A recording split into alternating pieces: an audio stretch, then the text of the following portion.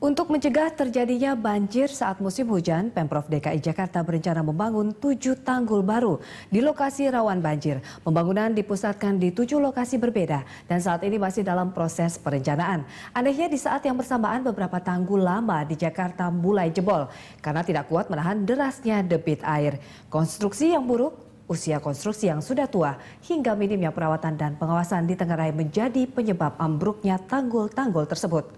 Lalu seperti apa upaya pemerintah menjaga tanggul-tanggul berusia lanjut itu? Mengingat anggaran yang dikucurkan setiap tahunnya untuk pemeliharaan cukup besar.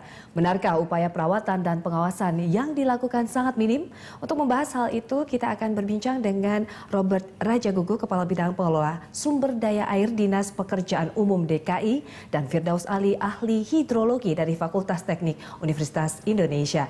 Ya, selamat pagi Bapak-Bapak, selamat datang di Studio Berita 1. Nah, ini kita kalau lihat sekarang di bagaimana Pak Robert, di musim penghujan ada saja tanggul yang roboh atau rusak. Ini sangat memprihatinkan. Betul. Tanggapannya Pak? Iya, jadi yang mana tanggul ini contohnya ada kasus sederhana ya. Jika ketinggian yang tadinya 2 meter mampu menampung kapasitas, ternyata sekarang tidak mampu lagi. Dan itu akan dilakukan peremajaan. Yang kedua, terjadinya land subsidence, yaitu penurunan muka tanah. Kemudian lagi ada peningkatan muka air laut yang kita sebut drop. Contohnya daerah muka yang di daerah hilir. Yang mana mohon izin dalam tempo dekat kami akan membuat penutup di 5 lokasi. Ini anggaran cukup besar, dimulai dari tahun 2014, multi-years 3 tahun. Kemudian di daerah tikungan air itu juga dapat menyebabkan terjadinya penggerusan.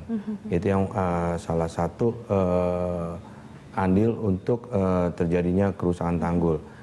Dan itu solusi yang seperti Ibu tadi lihat. Betul. Itu ada diperkuat di depannya dengan bronjong. Kemudian tanggul yang mengalami penurunan konstruksi itu ya salah satunya karena usia konstruksi yang sudah agak lama. Nah, ini kita coba lihat dulu Pak Robert dan juga Pak Firdaus.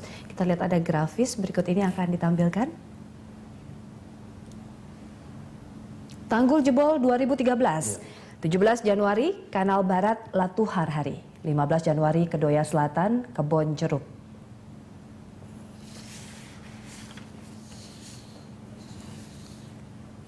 ...22 Januari, Kebon Baru Tebet. 18 Januari, Kedoya Selatan, Kebon Jeruk. 15 Januari, Kampung Pulau, Makassar. Ya, ini Pak Robert dan Pak Firdaus semakin banyak. Nah, tanggapannya di Pak Firdaus bahwa tanggul di Jakarta apa memang rawan jebol atau tadi ada beberapa faktor penyebab begitu Pak Robert mengatakan tinggi muka air dan juga ada tikungan air begitu. Ini Pak Firdaus menelaah seperti apa? Ya, barangkali saya sedikit highlight bahwa tanggul yang rawan jebol itu tidak hanya di Jakarta. Ya. Hampir di seluruh Indonesia sebetulnya. Wow. Hanya kan kemudian kejadian di Jakarta di pusat center of attention begitu ya Pak? Perhatian banyak orang, tentunya kemudian ini yang cepat diangkat ke permukaan gitu ya. Sebetulnya tiap hari banyak tanggul yang jebol sebetulnya di luar sana gitu. Kembali ke ibu kota karena ini memang kemudian ya semua perhatian ada di sini, apalagi kemudian gubernurnya disorot terus habis-habisan. Betul, apalagi Kementerian PU juga disorot ya. Dan kesalahan kecil saja kemudian ya itu akan menjadi isu politik. Kembali ke tanggul tadi. Memang kemudian pertama kita sadari bahwa ya hampir sebagian besar saya katakan tanggul kita yang ada di ibu kota, baik tanggul laut maupun kemudian tanggul ya kali yang ada ya mengalami proses penuaan, aging. Betul. Infrastruktur. Kemudian ditambah dulu faktor perencanaan pelaksanaannya yang tidak saya katakan tidak baik. Kalau baik tanggul itu bisa 100 tahun sebetulnya kalau kita mau ya. Betul. Sehingga faktor berikutnya lagi adalah adanya kondisi alami, misalkan ya tadi dikatakan Pak Robert, kalau kemudian ada dibelokkan di posisi di mana kemudian ya kecepatan air yang tinggi, tentunya kemudian pondasi dari tanggul cenderung akan tergerus. Kemudian tanggul ya ada yang multifungsi. Betul. Dalam tanda kutip ya saya katakan seharusnya tidak multifungsi, bahwa dia memang aman tempat inspeksi dan sebagainya gitu, tapi digunakan karena memang keterbatasan lahan, dia sampingnya ada jalan Betul, seperti kita review di Latuhar Hari begitu kan, berdampingan dengan rel kereta api begitu. Bayangkan sekian overloading 10 ton, bebannya lalu kemudian digetar ya, tentunya kemudian ini faktor yang menyebabkan. Ditambah kemudian ketika ya aliran besar, tentunya kemudian ya beban aliran itu juga akan memberikan tekanan. Ini yang kemudian menyebabkan tanggul kita ya, kalau semuanya faktor tadi menjadi satu, ini yang kemudian menimbulkan kerentanan dan kejadian. Ya, kejadian Latuhar Hari harusnya tahun lalu tanggal 17 Januari itu sebetulnya ya sudah menjadi momen begitu warning ya? terakhir. Warning Kenapa? Karena kita punya sebelumnya adalah ya Situ Gintung. Ya. Kita punya kemudian ya amblasnya jalan di RE Mata Dinata. Kita punya kasus kemudian ya namanya jebolnya di Kalimalang di ya namanya di Buaran. Nah ini kemarin juga ini ada beberapa tempat ya, Tanggul Pela di Mampang, Tanggul Cipinang, Tanggul Setiabudi juga jebol begitu. Nah kalau Bapak mapping area begitu, tanggul mana saja yang rawan jebol dilihat dari Bapak mengamati atau ada pantauan di lapangan kan Pak? Gini, saya tidak mengamati semuanya, tentunya kemudian saya tahu titik-titik kritis setidaknya ya, hampir sepanjang tanggul, sejak katakan Kanal Barat ya, kalau Kanal Timur kita safe, kenapa relatif inilah karena beban airnya nggak besar, lalu kemudian di kiri kanannya masih safe gitu ya. Kanal Barat, kenapa Kanal Barat itu ya melewati daerah strategis tentunya. Betul, kemudian. Dan ini menyebabkan kalau jebol kan kawasan Sudirman Tamrin lumpuh Pak. Bisa ya kejadian lagi ya seperti 17 Januari dan itu kemudian ini yang menjadi perhatian kita bersama. Hanya kan persoalan sekarang begini, kewenangan ya baik pemeliharaan dan kemudian ya pengoperasian tadi sebetulnya tidak ada di tempatnya Pak Robert. Ya, kenapa? Karena memang ini di bawah ya kewenangan pemerintah pusat. Ya, ini yang kemudian ya pemerintah pusat kan tidak hanya Jakarta yang diurus, dia mengurus juga seluruh Indonesia. Ya, dia pikir bahwa Pak Robert ya punya uang banyak, apalagi tahun anggaran ini 6,2 triliun udah biarkan ini, pada lupa bahwa ya DKI itu punya persoalan yang sangat kompleks sekali terkait dengan tata kelola air kita. Ya, nah kita ke Pak Robert dulu. Ini bagaimana nih Pak? Orang kerap menyalahkan bagaimana sih kerjanya dari Kementerian PU begitu. Ini terus berulang dan kemarin tindakan antisipatif mungkin kita tidak terlalu menyeruak, kita tidak terlalu terlihat begitu.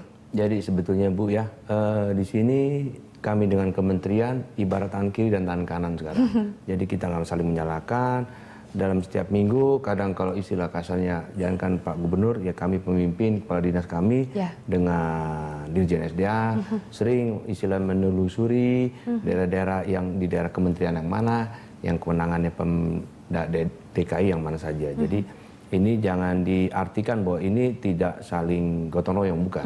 Kami tetap kerjasama yang untuk mencarikan solusi penanganannya. Betul Pak, kalau jadi tadi Bapak intinya seperti belum lama, perintah dari gubernur siapa duluan yang masuk. Jadi saya walaupun itu kewenangan Pempus, ya kita tidak boleh lepas tangan, harus duluan masuk. Nah ini Pak Firdaus sendiri kan sudah punya mapping tanggul-tanggul tadi yang dikatakan adalah alert tanggul yang memang bisa diantisipasi sebagai tanggul rawan jebol begitu. Nah kementerian sendiri ini bagaimana dengan mapping areanya yang dilakukan?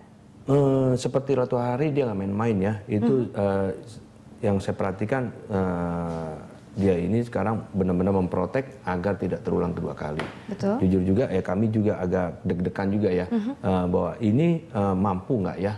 Mudah-mudahan yang terakhir di Latuhar Hari Bu ya, doakan saja.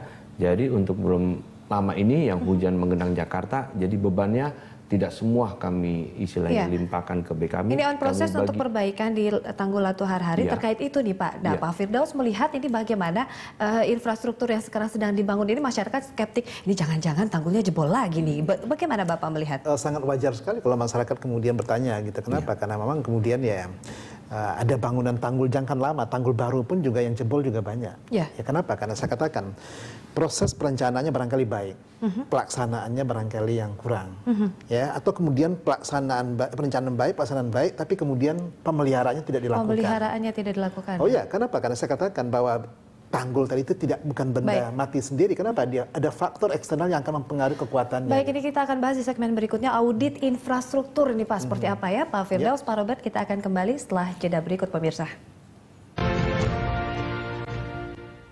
Tanggul di ibu kota rawan jebol. Nah ini sebelum kita memulai atau melanjutkan perbincangan Pak Firdaus dan juga Pak Robert, kita saksikan grafik ini Pak, mereview potensi banjir. 62 kawasan potensi banjir di Jakarta. Jakarta Pusat 9 lokasi. Utara 19 lokasi, Barat 17 lokasi, Timur 5 lokasi, Selatan 12 lokasi. Ini sumbernya dari Dinas PU ini, Pak Robert. Ya, ini kan sepertinya kan sudah ada mapping area, memang sudah ada potensi-potensi banjir terkait juga tanggul. Nah, urgensinya atau Bapak melihat Kementerian PU sendiri lamban atau bagaimana, Pak? Oke, sebetulnya bukan kementerian, Pak Robert ini di dinas PU ya, dinas tapi dan memang kementerian di pusat. ya. Ya, oke, tapi kita lihat dinas PU. Tentunya saya katakan tadi bahwa faktor pertama adalah sumber daya manusia. Ya, saya yakin bahwa di tempatnya Pak Robert ini ya, SDM yang menangani air seJakarta itu sangat minim sekali. Ya, ini tanya ke Pak Robert berapa orang jumlahnya ya. Kedua adalah faktor kemudian anggaran. Ya, anggaran yang itu terbatas. Ya, untuk membangun saja terbatas, apalagi untuk. Tapi tadi Bapak mengatakan 6,2 T begitu, ya, itu kan visible begitu? Ya, bukan 6,2 T tadi itu kan untuk proyek yang besar total banyak. Tapi kan saya katakan bahwa kos operasional. Iya, untuk memelihara tanggul yang luar biasa banyaknya kan tanggul laut, tanggul kemudian kali, lalu kemudian jaringan drainase itu kan masif sekali kebutuhannya gitu ya. Oke, ini yang kemudian menempatkan kita menghadapi situasi rawan banjir tadi. Tadi kan kita lihat grafik tadi ya, Jakarta Utara, Barat itu yang paling banyak titik rawan banjirnya gitu. Dan tentunya kemudian Pemprov DKI Jakarta dengan Dinas PU berusaha terus menurunkan titik genangan dari 105 ke 78, 62, terus ya sekarang kemudian, tapi jangan lupa. Kenapa? Publik bertanya, juga tanya ke saya, Pak, Pemprov tuh kerja nggak Pak? Kenapa? Katanya udah berkurang titiknya, tapi pada kenyataannya kita menghadapi masalah yang makin kompleks, makin sering. Apalagi kemarin secara tiba-tiba masif begitu ya, Pak, saya banjir katakan, begitu. Bukan tidak bekerja, Pemprov tuh melakukan pengurangan titik genangan. Tetapi jangan lupa, titik genangan baru itu bermunculan. Kenapa? Karena ada faktor tadi turun muka tanah kita sangat tinggi sekali gitu. Ini yang kemudian ya tidak disadari oleh banyak pihak gitu kan. Tentunya kemudian ya Dinas PU selama ini fokus pada titik-titik yang sudah diidentifikasi, tapi jangan lupa sekali lagi bahwa titik genangan baru bermunculan. Ya, nah ini Pak Robert, audit infrastruktur internal dari Sudin dari DKI atau mungkin eskalasi ke atas kewenangan ke Kementerian PU ini bagaimana Pak? Audit dan juga pemeliharaan atau pemantauannya seperti apa? Ya, jadi seperti tadi saya ulangi, kedua belah pihak, Pemda maupun departemen ya kerjasama di sini yang mana untuk pemeliharaannya.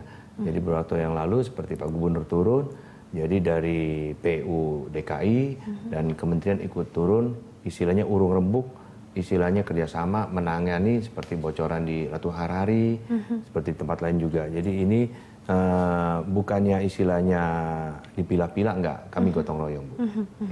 Nah ini masalahnya sebenarnya kompleks ya Pak ya, tadi karena juga dari geografisnya begitu ya, penyebabnya tadi turun muka air dan juga tadi juga ada anggaran. Nah ini bagaimana sinerginya agar bisa bekerja dengan baik, karena kan sekarang memang sudah urgensi begitu. Oke, gini, pertama adalah kita butuh satu institusi yang kemudian fokus menangani masalah tata kelola air di ibu kota. Makanya sampai detik ini, ibu kota negara Republik Indonesia yang punya masif persoalan terkait dengan masalah air. Kita tidak hanya banjir, kita juga krisis air baku. Kita juga punya masalah yang terkait dengan pencemaran air. Kita punya persoalan dengan di Teluk Jakarta yang ancaman rob. Ya, kita punya persoalan terkait dengan air tanah kita yang mengalami penurunan muka tanah.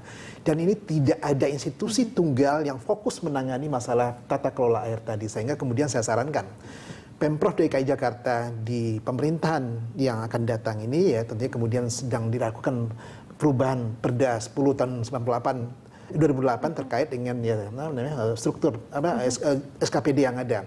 Dan saya sarankan harus ada Dinas Pengelolaan Sumber Daya Air. Tentunya kemudian ketika dia berbentuk dinas akan jelas secara politik fokus anggaran. Oke. Persoalan krisis air baku, berapa alokasi dananya, persoalan kemudian kerawanan tanggul, bagaimana kemudian biayanya, persoalan kemudian penataan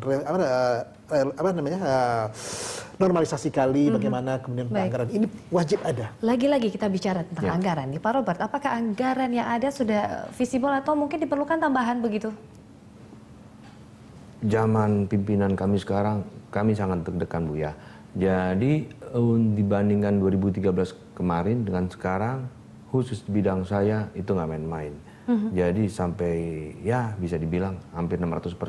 600%. Ya, jadi doakan ini kami seperti saya ulangi lagi, kami akan membuat 5 penutup pintu air di 5 muara. Contoh seperti Kali Kamal, Kali Angke, Kali Karang, Kali Hailai Marina, dan Sentiong. Itu akan kami close. itu total catchment area atau cakupan areanya sudah berjalan itu Pak? 24% dari luas Jakarta. Sudah berjalan pembangunannya? Tadi, itu perencanaan basic istilahnya kajian 2013.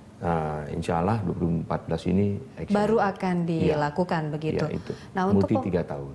Nah, Pak Firdaus melihat ini pengelolaan dana dari Kementerian PU, apakah memang pembagiannya itu sudah terkelola dengan baik atau mungkin lebih ketika kita berbicara benchmarking dengan negara-negara di Amerika begitu cost operasional itu lebih besar ditambahkan. Ini Bapak melihat? Oke. Bandingkan artinya Pak Robert mengatakan tadi bahwa di 2014 ini alokasi dana naik 6% Pak ya. Tentunya kemudian ini tidak datang begitu saja. Kenapa? Memang ya persoalannya sangat kompleks sekali terkait dengan masalah air. Kalau tadi Pak Robert mengatakan naik 600%, saya mengharapkan naiknya sebetulnya ya 1000% sebetulnya. Artinya masih kurang ya Pak ya? Oh ya, masih kurang. Kenapa? Kan ini baru 6 tanggul yang tutup, kan kita punya persoalan yang luar biasa. Betul. Kita punya pengetahuan 1.400 km panjang tanggul besar kita di ibu kota ini yang harus mendapatkan perhatian ya. Oke, tentunya kemudian dibandingkan, saya nggak usah bandingkan dengan Amerika, saya bandingkan barangkali dengan Malaysia. Di Asia Tenggara saja di Asia ya Tenggara kita benchmarkingnya gitu ya. Mereka selalu menempatkan dana pemeliharaan, pengoperasian itu betul-betul signifikan jumlahnya. Ya, kalau misalkan begini, dari budget rutin mereka, operasional mereka itu 30-40% tadi itulah. Double budget atau mungkin triple begitu ya Pak? Oh, lebih jauh, nggak ada apa-apa dibandingkan kita. Tahan dulu Pak Firdaus, Pak Robert, kita lanjutkan di segmen berikutnya. Kami akan kembali pemirsa, tetaplah di Dialog Berita 1.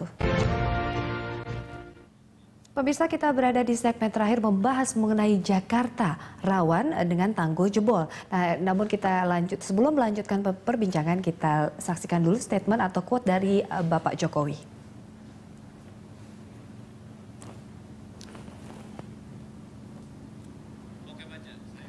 Saya minta tanggul yang miring, kemudian sudah bocor, lurah dan camat harus segera melaporkan secepat-cepatnya.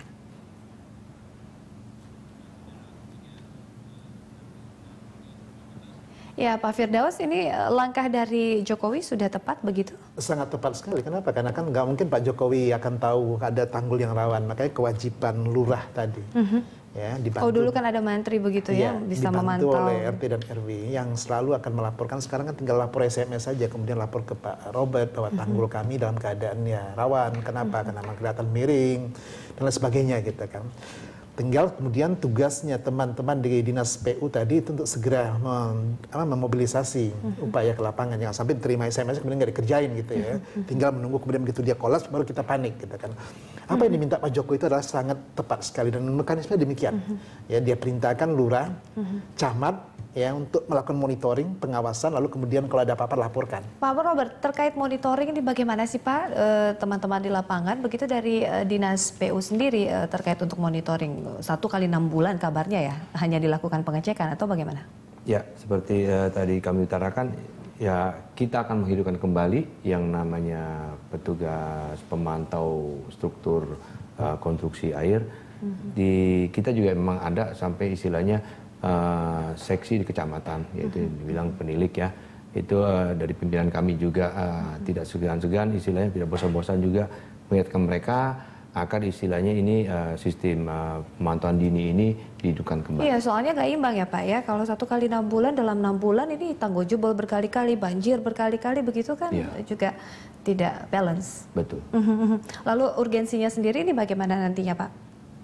Ya itu kan sangat istilahnya kita menghitung resikonya ya.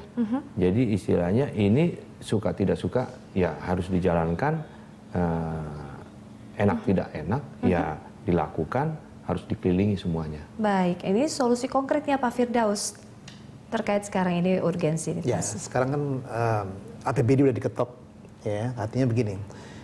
Operasional pemeliharaan tanggul itu sebetulnya dengan udah adanya namanya APBD diketok sebetulnya sudah terbuka, tinggal barangkali proses administrasinya seperti apa. Dan saya menyarankan bahwa memang ya segera kemudian ditambah sumber daya manusianya, dinaikkan level status keurgensian dari dinas, ya saya katakan dinas sumber daya air tadi sehingga mereka akan fokus. Kenapa? Kalau ada institusi yang kemudian dia punya otoritas penuh, dia punya sumber daya manusia yang bagus, dia punya sumber pendanaan yang cukup, saya sangat optimis sekali. Kita tidak akan mengalami apa yang sedang terjadi di ibu kota saat ini. Dan saya punya harapan besar sekali, jangan kemudian ketika sekarang terjadi tanggul jebol di mana-mana, kemudian banjir dan genangan di mana-mana, kita hanya panik sekarang aja. Terus kemudian begitu 2 minggu lagi berlalu musim hujan, dan juga berlalu masalah tadi. Tunggu kemudian ya kita menunggu nanti musim hujan yang akan datang. Ya kita. Ya jangan sampai genangan tinggal kenangan ya Pak. Jadi harus dipikirkan lagi nih Pak Robert. Silahkan. Dengan tanggapannya closing statement dari Anda. Ya, closing statement saya itu ya khususnya kepada pemirsa ya. Kami mohon maaf yang mana jika istilahnya terganggunya aktivitas walaupun yang pasti di daerah bantaran ya kami mohon izin ya. Ini sebetulnya kurang layak ya kalau tinggal. Dan mengenai tanggul jebol sangat mengganggu istilahnya kenyamanan para pengemudi ataupun orang yang berlalu lintas.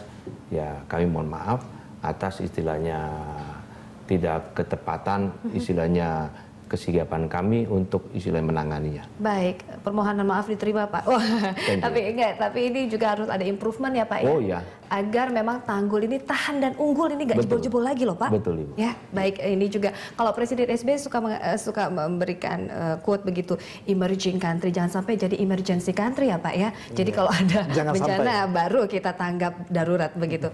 Baik, terima kasih Bapak-bapak telah hadir di studio Berita 1. Ya pemirsa, demikian dialog Berita 1 kali ini. Rangkaian informasi lainnya akan kami hadirkan setelah jeda berikut.